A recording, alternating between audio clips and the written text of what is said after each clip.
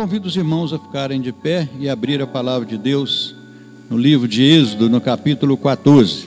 Êxodo 14.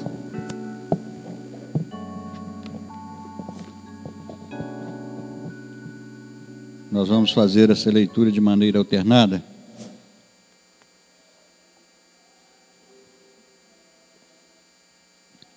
Êxodo 14, nós vamos ler dos versículos 15 a 31.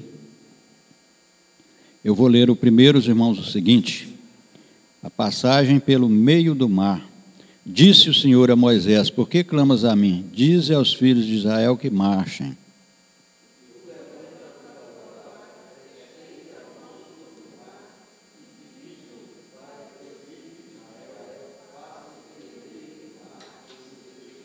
Eis que endurecerei o coração dos egípcios para que vos sigam e entrem nele. Serei glorificado em Faraó e em todo o seu exército, nos seus carros e nos seus cavalarianos.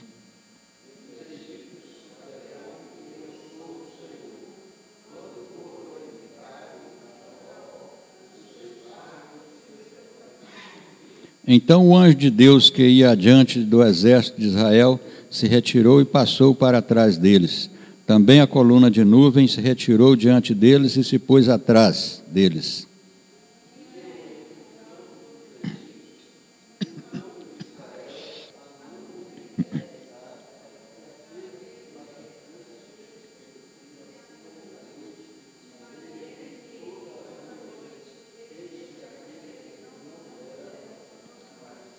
Então Moisés estendeu a mão sobre o mar, e o Senhor, por um forte vento oriental que soprou toda aquela noite, fez retirar-se o mar, que se tornou terra seca, e as águas foram divididas.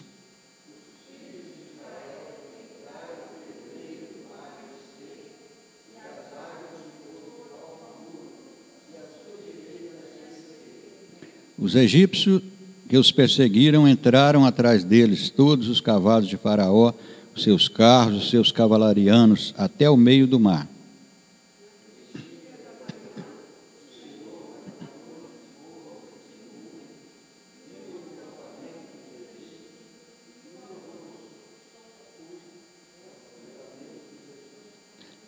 Emperrou-lhes as rodas dos carros e fê-los andar dificultosamente. Então disseram os egípcios: fujamos da presença de Israel, porque o Senhor peleja por eles contra os egípcios. Seguindo até 31.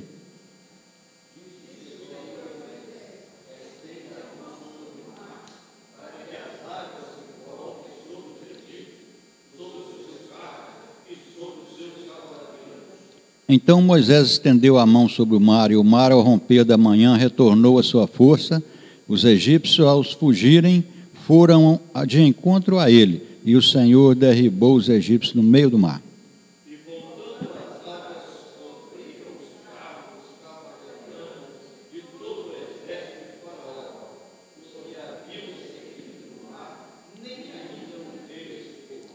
Mas os filhos de Israel caminhavam a pé enxuto pelo meio do mar, e as águas lhes eram quais muros à sua direita e à sua esquerda.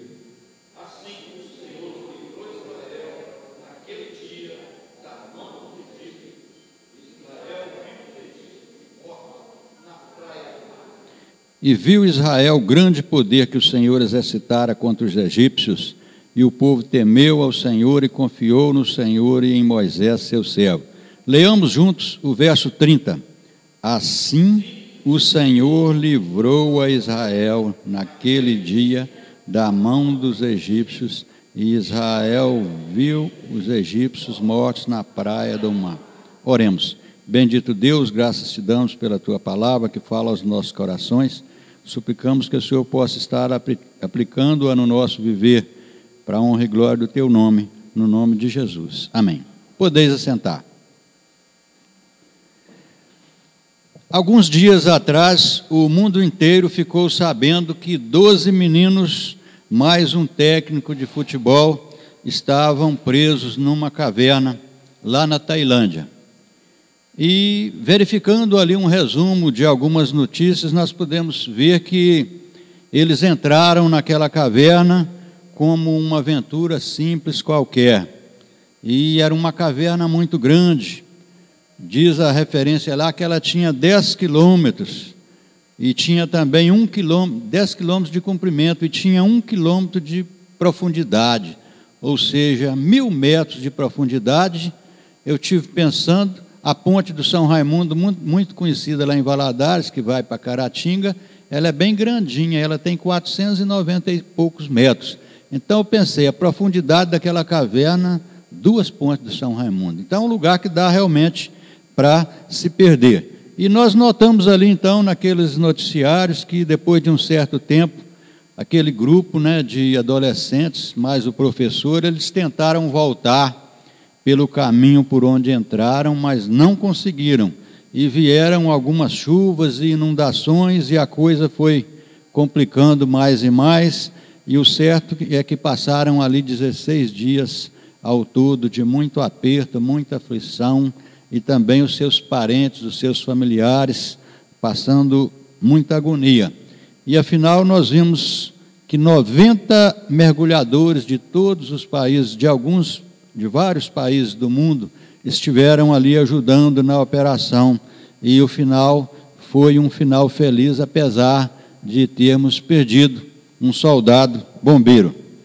E nós podemos pensar que Deus resolveu livrar aquele grupo de adolescentes, juntamente com o professor, através de utilizar os recursos humanos e recursos físicos e naturais. Deus deu livramento para aquele grupo ali. O texto hoje também fala de livramento. Se a gente for lá no Google e clicar lá a palavra livramento, a gente vai ver algumas definições importantes assim: tornar-se livre a si e ao outrem, ato de livrar alguém.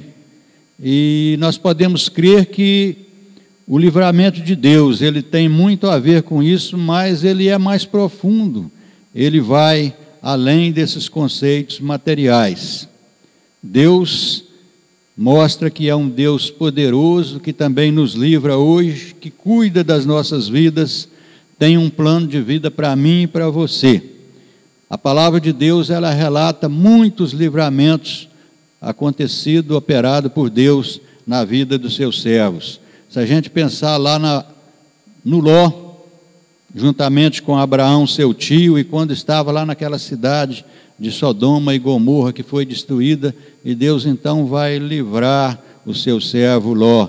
Se a gente pensar de Davi, quando teve diante do Golias, e a situação parecia muito difícil, muito apertado, mas Deus deu livramento. Se nós pensarmos em Sadraque, Mesaque e Abednego, que por uma situação justa, por estarem eles testemunhando de Deus, eles foram jogados numa fornalha ardente, acesa, mas o Senhor os livrou ali. A gente pode pensar em Daniel, que por se conservar firme na presença de Deus e não adorar a outros deuses falsos, ele foi jogado na cova dos leões, mas o Senhor também livrou a Daniel ali da cova dos leões, e muitos outros a palavra de Deus relata, e nós sabemos que Deus hoje livra também a mim e a você. Se a gente conversar mais tarde, depois, outras horas, a gente vai ver que nós temos muitas histórias de livramento para contar. Eu tenho muitas para te contar, você também deve ter para me contar, e nós cremos, né, que o nosso Deus é um Deus assim que age nos nossos dias. O texto lido aqui vai falar de um grande livramento de Deus, efetuado para livrar o seu povo Israel lá de Faraó, do povo Egito. Sabemos que depois de um longo tempo ali na escravidão do Egito, o povo de Deus agora, através de Moisés, Deus levanta o líder Moisés para tirar o povo dali do Egito. E nós sabemos que Faraó, o rei da época, ele não queria isso, porque o povo fazia aquela mão de obra pesada ali, necessária para o seu povo, para o seu país. E a princípio Faraó não queria deixar o povo ir, mas depois daquelas 10 pragas enviadas ali, que afetou muito a Faraó, sua família, o seu povo, e ele então viu que não tinha jeito, e ele abriu mão, o povo pode ir. E o povo então saiu, né, caminho do deserto. Mais tarde, um pouco, Faraó se arrepende de novo, e pega o seu exército e vai atrás do povo. E vai acontecer um determinado lugar onde o povo de Deus está caminhando e agora tem o Mar Vermelho à frente e o exército está atrás. E Deus vai dizer para Moisés: levanta a vara, estende a mão e divide o mar. E o milagre aconteceu, como nós vimos aqui na narrativa. E o versículo 30, na parte A, que nós lemos em segunda vez, vai dizer assim: assim o Senhor livrou a Israel. E nós queremos meditar nessa noite por alguns instantes com os irmãos sobre este tema, o livramento de Israel. O livramento de Israel, ressaltando que o mesmo Deus que livrou a Israel do Egito e do Mar Vermelho no passado, Ele também quer nos livrar da prática do pecado, da escravidão do pecado, e Ele quer nos dar vida, quer nos dar a vida em abundância. E dentre as muitas lições que nós temos aqui, que o texto nos oferece, nós queremos meditar com os irmãos nesta noite sobre 3 delas. A primeira lição é o livramento de Deus necessário. Se a gente olhar um pouquinho atrás, lá no capítulo 14, no versículo 10, nós vamos ver aí o exército inimigo atrás e o Mar Vermelho intransitável à frente. Certamente o povo de Deus necessitava de salvação, necessitava de livramento. A primeira lição é o livramento necessário, necessitado. Se nós pensarmos do ponto de vista da natureza humana, é comum nos nossos dias, quando a gente passa por alguma situação difícil na vida, a gente muitas vezes tenta resolver ao nosso modo, à nossa maneira, e a gente pensa que sabe, que pode fazer. Muitas vezes é uma enfermidade na família, muitas vezes é um desemprego, muitas vezes é um desentendimento entre esposo e esposa, entre pai e filho, e outras coisas assim que costumam tumultuar o ambiente. E a gente muitas vezes pensa que sabe, que pode tomar decisão, e às vezes toma mesmo decisões precipitadas, e depois de algumas cabeçadas erradas, assim dizendo no popular, nós vamos saber que nós não temos aquela habilidade e nós vamos recorrer a Deus. Mas, na verdade, deveríamos recorrer a Deus antes de tudo, em primeiro lugar. Aqui também com o povo de Israel, quando depararam com o Mar Vermelho e o exército atrás, nós cremos que muitos daqueles que ali estavam caminhando, muitos israelenses, podem ter pensado assim, aqueles mais fortes: olha, o exército vem vindo e eu vou atirar o mar, eu sei nadar, eu dou conta de ir descendo aí, e acontecer alguma coisa que eu vou me livrar. E alguns também poderiam pensar assim: olha, nas nossas embarcações, nas nossas malas aqui, pode ter algum material flutuante, quem sabe um pedaço de madeira aí, e eu vou tentar me salvar dessa maneira. Mas nós podemos fazer a pesquisa nos contextos ali presentes, e nós vamos ver que o povo de Israel, na pessoa de Moisés, buscou a Deus primeiramente. E é assim que a palavra de Deus nos recomenda, lá em Mateus 6:33. Buscai, pois, em primeiro lugar o reino de Deus e a sua justiça, e todas as demais coisas serão acrescentadas. Não que nós vamos ficar parados, estáticos, nós vamos ter atitude e vamos fazer aquilo que está ao nosso alcance, mas é necessário, é certo, é fundamental, é recomendação bíblica, é ordem do Senhor, buscar ao Senhor em primeiro lugar no nosso viver, e as demais coisas certamente virão da forma que o Senhor quer.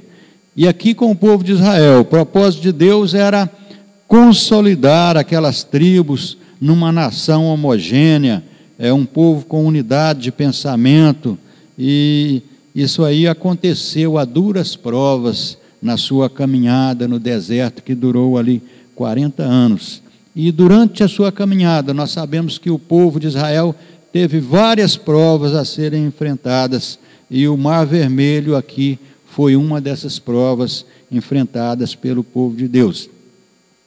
Hoje nós somos o Israel de Deus aqui na terra, e o Senhor também, Ele quer que nós sejamos um povo santo, um povo separado, um povo diferente do mundo. e às vezes Ele permite que eu e você também possamos enfrentar algumas dificuldades, provações, tentações, verdadeiros mar vermelho no nosso viver, para que nós possamos, ao enfrentar essas dificuldades, termos mais experiência com o Senhor, possamos aprender a recorrer a Ele e a viver na sua dependência cada dia, para termos uma comunhão mais íntima com o Senhor cada vez mais. A palavra de Deus é muito clara para nós, lá em Romanos 8, 28, vai dizer assim que todas as coisas cooperam para o bem daqueles que amam ao Senhor. E quer dizer que pode acontecer coisas boas e pode acontecer coisas ruins também no meu viver, mas todas as coisas cooperam para o nosso bem, porque Deus sabe de tudo e Ele tem um plano para cada situação no nosso viver. E lá em 1 Coríntios 10, 13 também, Paulo vai dizer assim, a palavra de Deus falando, que nós não seremos tentados além das nossas forças, mas juntamente com a situação difícil, Deus vai nos prover o livramento. E assim acontece. Deus quer que aprendamos que o mundanismo ao nosso redor, ele é diferente dos nossos costumes. Ele é hostil, ele é danoso à nossa vida espiritual. Mas em Deus há livramento e há salvação, como aqui no texto nós acabamos de ler. A segunda lição que nós queremos compartilhar com os irmãos nesta noite é sobre o livramento clamado, o livramento implorado. No capítulo 14, no primeiro versículo que nós lemos aí, o de número 15, vai dizer assim que o Senhor disse a Moisés: por que clamas a mim? É certo que Moisés tinha clamado ao Senhor. Por que clamas a mim? Dize aos filhos de Israel que marchem. Sabemos que através do líder Moisés, recorreu a Deus em oração, em clamor. E nós sabemos que a oração ela é um meio de graça, que nós cristãos temos, um meio sobrenatural de poder falar com o Senhor a cada dia, a cada instante do nosso viver. No Antigo Testamento a coisa não era assim tão simples. Nós sabemos que as pessoas cristãs, elas procuravam o sacerdote e passava para ele as suas necessidades e ele dirigia a Deus em oração. Mas Jesus veio, né, e o véu do santuário rasgou, e nós hoje temos esse grande benefício de orar livremente, falar com o nosso Pai Celestial. E nós vemos na palavra de Deus quantos servos de Deus no passado se valeram, né, dessa grande bênção da oração, em momentos de dificuldade, também em momentos de alegria com o Senhor. Se a gente pensar em Josué, depois de Moisés, assumiu o povo caminhando pelo deserto, e a gente lê lá, né, nos primeiros livros, no Pentateuco, a história de Israel, e a gente vai ver que Josué, um determinado momento, ele se deparou com uma situação difícil numa batalha, e já estava ficando assim a tardinha, e ia escurecer, e Josué tinha aquela necessidade de que houvesse alguma claridade para que ele fosse vitorioso naquela batalha. E ele então orou ao Senhor para que o sol parasse. E tem o relato lá, e o sol realmente parou. E hoje a gente vê na mídia aí, em questões astronômicas, muita gente questionando a respeito de uma diferença que tem aí no fuso horário, que houve uma situação, e nós podemos crer que essa situação vem lá daquela época, né, quando Josué orou e o sol parou. Houve uma diferença nesse calendário aí, nós sabemos dessa situação. Se a gente pensar em Elias, né, quando estava ali no Monte Carmelo, e frente a frente com aqueles profetas de Baal, e Elias então vai usar desse meio poderoso que nós temos de oração, e Elias vai orar e vai descer fogo do céu. Se a gente pensar na situação de Ana, que era uma mulher atribulada, porque era estéril e não podia ter filhos, e ela era muito incomodada na época por essa situação, e nós vemos Ana ali em oração, clamando ao Senhor, e vem o filho Samuel, e vem outros filhos, e nós vemos ali alegria. Se a gente pensar no profeta Eliseu, quando numa situação aparentemente simples, ele estava próximo de um rio e tinha pegado um machado emprestado com alguém, e aquele machado então caiu no rio, e ele um pouco apertado com a situação que não era dele, e ele orou ao Senhor e o machado subiu. Uma situação que parece simples, mas demonstra a fé, né, na oração, e na pessoa do Senhor é respondida. Se a gente pensar em Davi nas suas batalhas, se a gente pensar em Daniel, que nós já citamos lá na cova dos leões, e a oração é aquele meio que continua sendo especial para nós nos nossos dias. O nosso Deus é o mesmo, a oração continua tendo o mesmo valor para as nossas vidas, e infelizmente nós vimos que nas nossas igrejas hoje, as reuniões de oração são as reuniões menos frequentadas, mas deveria ser o contrário. Nós precisamos valorizar esse meio que nós temos de ter livre acesso a Deus, falar com o Criador do universo em oração. Há um ensino muito profundo e simples que vai dizer que uma vida de muita oração vai ter muito poder e pouca oração vai ter pouco poder, e se não tiver nenhuma oração também não vai ter nenhum poder, e isso é um fato verdadeiro. E às vezes nós temos a tendência também de buscar a Deus em oração somente naqueles momentos difíceis. Podemos sim buscar a Deus nos momentos difíceis, mas precisamos cultivar esse hábito de estar buscando a Deus em oração a todo momento. O apóstolo Paulo, escrevendo lá na sua primeira carta aos irmãos de Tessalonicenses, no capítulo 5 e no versículo 17, vai dizer um versículo pequenininho, mas muito profundo: orai sem cessar. Temos que orar a todo instante, buscando o auxílio de Deus nas pequenas coisas, para ficarmos fortalecidos ao enfrentar grandes situações de turbulência. Precisamos buscar ao Senhor também quando temos problemas, e quando não temos problemas também, precisamos estar sempre buscando ao Senhor em oração. Duas coisas básicas para nós cristãos: é ler a palavra de Deus e Deus falar conosco. Orar ao Senhor, nós falamos com o Senhor. Nós sabemos que o grande rei Davi, servo de Deus, quando ainda jovem, ele enfrentou o seu maior desafio da vida, que foi o gigante Golias. Está lá registrado em 1 Samuel, no capítulo 17.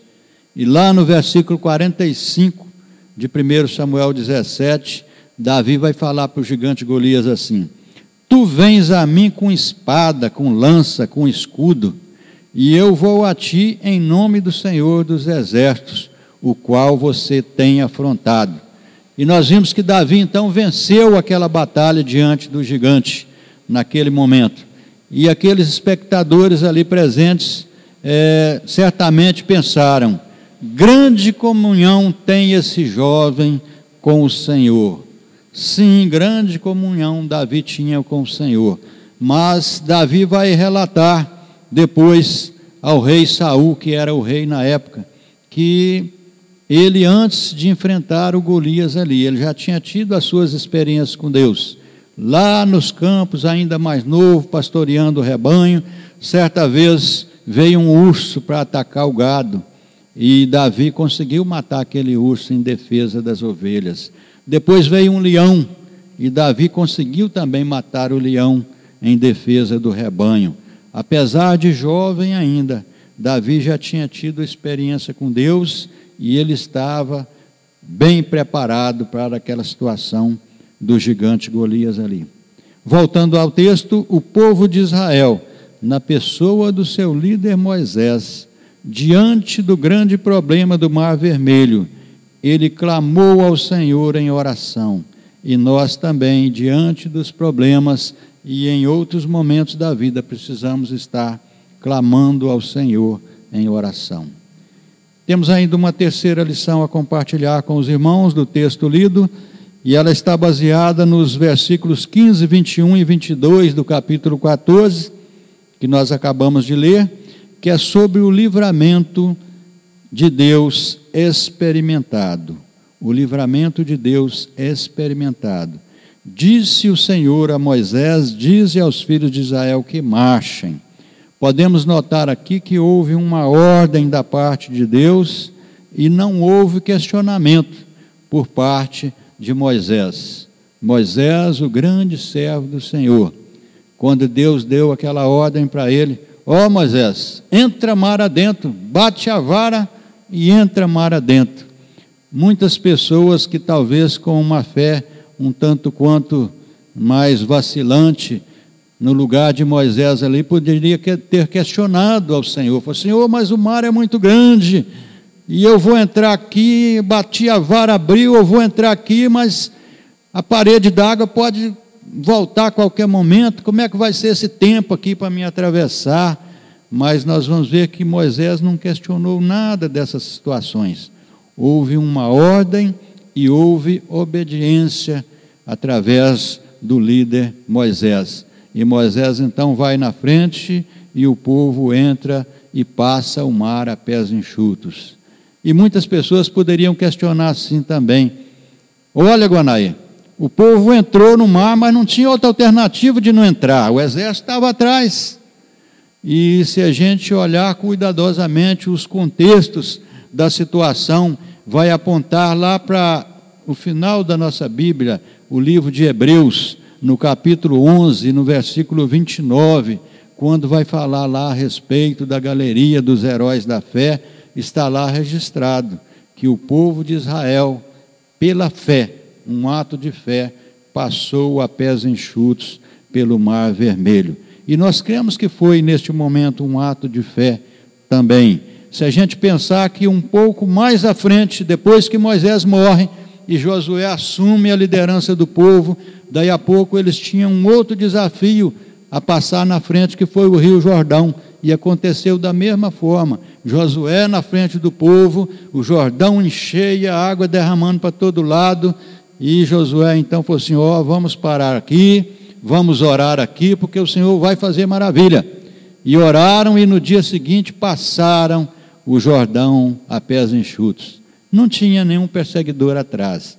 Então nós cremos que realmente um ato de fé nestes momentos da parte do líder Moisés, da parte do líder Josué, e o povo também confiando em Deus e confiando nos seus líderes, tiveram esse livramento do Senhor. À medida que nós somos alcançados pela graça de Deus, aceitando Jesus como nosso Salvador, como nosso Senhor, nós somos também livres da escravidão, do pecado, da prática do pecado, das ofertas que o mundo nos oferece.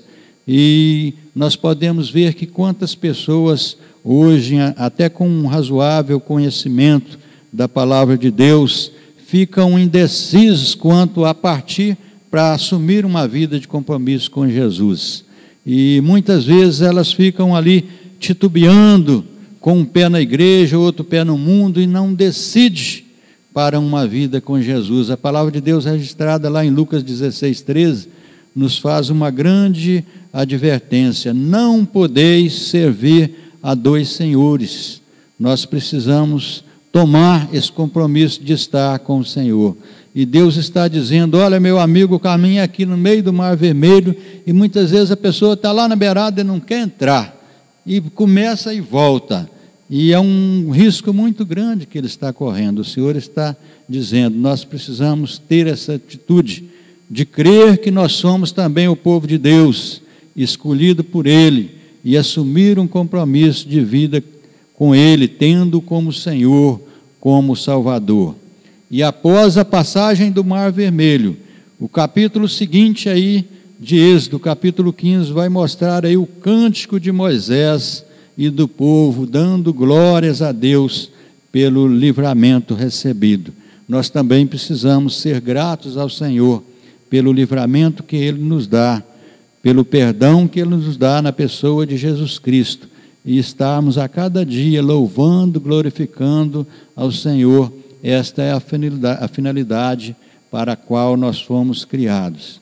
E eu quero concluir a nossa meditação nesta noite, dizendo a você que o mesmo Deus que livrou Israel do Egito e do Mar Vermelho, Ele quer nos livrar da escravidão do pecado e das ofertas mundanas.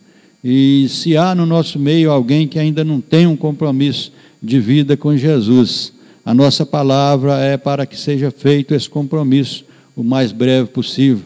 A palavra de Deus lá em Salmo 51, no versículo 5, vai dizer que nós nascemos em pecados, nascemos em iniquidade, e se a coisa continuar assim, o nosso destino é a perdição eterna. Mas lá em João 3,16 vai falar que Deus nos amou de tal maneira que Ele deu o seu Filho Jesus. E quando nós aceitamos essa realidade, a morte, a ressurreição, o sacrifício de Jesus, nós temos garantia de vida eterna. João 14,6 vai dizer que esse é o único caminho, é o único jeito de nós nos achegarmos, de nós termos uma certeza de garantia de vida eterna. E eu quero dizer também para você e para mim, para todos nós cristãos, nesta noite, que hoje nós não temos um mar vermelho para atravessar. Mas quem sabe eu e você temos alguma dificuldade a ser enfrentada, quem sabe uma enfermidade na família, quem sabe um vício a ser vencido, quem sabe um relacionamento ruim com o vizinho, ou com um parente, ou com um colega de trabalho, e coisa que sim que fica nos importunando, e que nós sabemos que atrapalha muitas vezes a nossa comunhão com Deus. Eu quero dizer que o Deus que livrou Israel, Ele pode também te livrar, e pode me livrar, e pode nos livrar. O Salmo 37, nos seus versículos aí de 3 a 5, ele vai dizer assim, olha, confia no Senhor. Descendo um pouquinho mais no quarto, ele vai te dizer assim, agrada-te do Senhor. E no quinto ele vai te falar, entrega o teu caminho, Senhor, e o mais Ele fará. Então que nós possamos ter essa atitude de crer que o Senhor continua nos livrando hoje. E entregar ao Senhor os nossos bens, o nosso viver, os nossos problemas, a nossa família, a nossa vida, porque certamente o Senhor sabe o que é melhor para a nossa vida e o Senhor é aquele que cuida de nós. Amém? Nós agradecemos a oportunidade, estamos chegando ao final do nosso trabalho nesta noite e vamos nos colocar de pé e vamos estar encerrando assim. Tem mais alguma coisa, irmã, a ser falada? Não? Nós lembramos que o evangelista Oséias, ele tirou uma semana de folga, está lá com seus parentes, O pastor da nossa igreja, o pastor Maicon, ele está lá em São Paulo, em Águas de Lindóia, é a reunião maior do nosso concílio, A reunião do Supremo Concílio está reunida desde sábado e vai até o domingo que vem, nesta reunião lá, que nós estejamos orando, para que as decisões tomadas, a eleição do novo presidente possa realmente ser benéfica à continuidade do trabalho presbiteriano aqui no Brasil. Deus possa estar agindo de misericórdia para conosco. Vamos orar? Bendito Deus e Pai, nós te somos imensamente gratos pelas nossas vidas. Te somos gratos, ó Pai, porque um dia o Senhor nos chamou das trevas para a sua maravilhosa luz e o Senhor nos deu vida eterna através do sangue de Jesus vertido na cruz para nos resgatar do pecado. Suplicamos que o Senhor nos abençoe, ó Pai, para que nós possamos a cada dia ter em mente que o Senhor continua nos livrando do mal, nos livrando da escravidão do pecado, nos livrando de toda e qualquer situação, e que possamos realmente estar colocando a nossa vida nas Tuas mãos, ao Teu dispor. Abençoa, Senhor, de modo especial cada irmão aqui dessa congregação de Sarduá, e nos dê uma boa noite de sono quando vamos para os nossos lares, e que nós possamos ter uma semana abençoada, guardada e protegida por Ti. Em nome de Jesus nós te oramos. Amém.